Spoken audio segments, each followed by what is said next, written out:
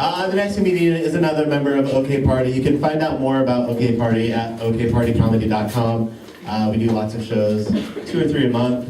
We're gonna have a lot of fun comedians coming in this summer, so hopefully you guys are ready to laugh. But this is the most bearded member of the performance tonight, Jason Miller.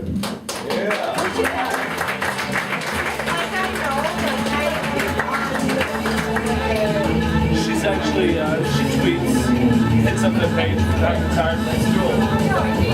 She follows us. I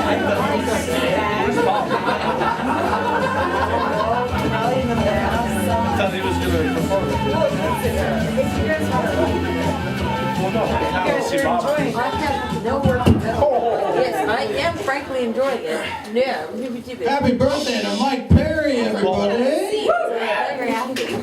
My name is Jason Miller. I'm very honored to be part of the And Friends that get to be on stage tonight. Something even crazier is I'm also friends with Mike Perry on Facebook. Which reminds me, if you put a picture of an African-American gentleman as your profile pic and you're, say, me, is that the same as doing like blackface? No! I kind of thought it was, so I took it down. And it wasn't even about his color, you know? He was just this badass dude taking one of those bathroom photos, and he was like 300 pounds, and he had one of those, he had like this shirt with kittens on it. It's a great picture, man. It's not about race. Like those kitty cats, I am colorblind, you know?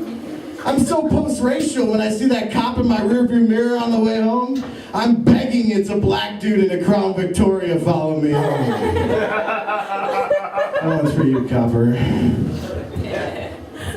So anyways, happy birthday to Mike Perry. Mike Perry, if he stays sober enough tonight, might get some birthday sex. I, as a married man and father of a child, know that birthday sex is something that, you look forward to all year. I hope it happens, so don't fuck it up, Mike. Because I tell you, once you have that kid, man, it totally screws up your sex life, because it's like the whole first year, you got to forget that sex even exists except on the internet, I mean, my kid might as well have come out with middle fingers blazing, going, "Fuck you, Dad," as he destroyed the only vagina in my life for the next few months. Proceeded to monopolize all the titties in the house for the next just about a year, And it sucked too, because they were bigger than ever, and she had them out all the time. It's like big titties out on the couch, big titties out in the kitchen, big titties out in the front porch, big titties out in the Dundee Dell. What the fuck? But I'm strictly on a no-touch policy, Otherwise, I'll piss off the little bouncer, Shit. My wife, I don't know anybody breastfeed in here right now. My wife took this stuff called fenugreek. You ever heard of that? It's this Indian herb that women take to increase their breast milk. And I don't know if it really did that, but it made everything smell like maple syrup. Her breath, her urine, her sweat, our sheets, the bathroom, our fucking house smelled like maple syrup. It was like being married to Mrs. fucking Butterworth, man. Shit. It was like living in an IHOP with a topless waitress who was really tired and didn't want to fucking be there working, Or like the world's shittiest strip club with an all-you-can-eat pancake buffet. Which, speaking of strip clubs, your fucking move. Where the fuck are my pancakes? We got a birthday boy we gotta take out tonight. Look at him, he likes pancakes. Shit. No, I'm saying. I'm really surprised it took me until this age to know about fenugreek and all that stuff. I'm really surprised that it took me till I was 32 before I accidentally made a baby. Because who needs birth control, am I right? Yeah, but I have to. I was raised Catholic, kind of a deal. I didn't just have your, standard Catholic upbringing. Thanks for doing that, guys. I didn't just have your standard Catholic upbringing. I had what some might call the quintessential Catholic upbringing. I went to a church with a molesting priest. They do exist. They do. I remember wanting to be an altar boy, And we got these permission slips our parents had to sign. My mom wouldn't sign it. She's like, I've heard rumors. But I want to be an altar boy. I've heard rumors. But I want to shake the bells and do the incense. But I've heard rumors. Okay, I didn't get to be an altar boy, but everybody else did, and I was the only one in class that didn't, so I got to sit there with the teacher as everyone else laughed at me, and they went to their altar boy training and their altar boy field trips and their altar boy sleepovers, and I didn't get to go to any of that. I was an outcast, man. I mean, I had to get my stolen communion wafer second hand. You know how embarrassing that is? It's really fucking embarrassing.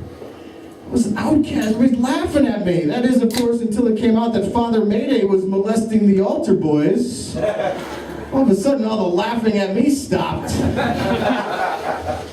It was a little more popular because no one knew for sure how many of those other dudes were truly altered boys. But the only thing anybody did know, the one and only thing in the whole damn school, the whole damn parish, was that I did not get molested by Father Mayday. Serves those little fucking altar boys right, making fun of me, man. Shit, I'll tell you, the only thing you really need to know about Catholic school is that they teach sex ed in religion class.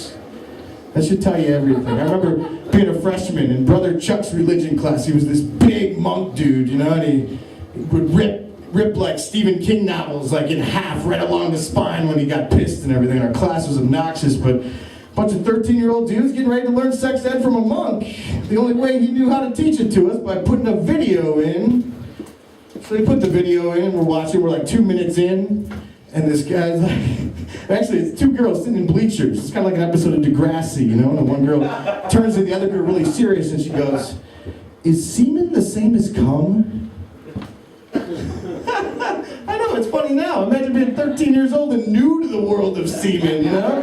How fucking hilarious that was. Everybody erupted. We're like knocking shit over, throwing stuff down, ripping books off, throwing the papers out the window, knocking the desks over. Brother Chuck, huge, he's running to the thing. He ejects the tape right away, breaks it in half, rips the fucking tape out, stomps on it, and then flips his desk over in the middle of the room. We're all just like, oh.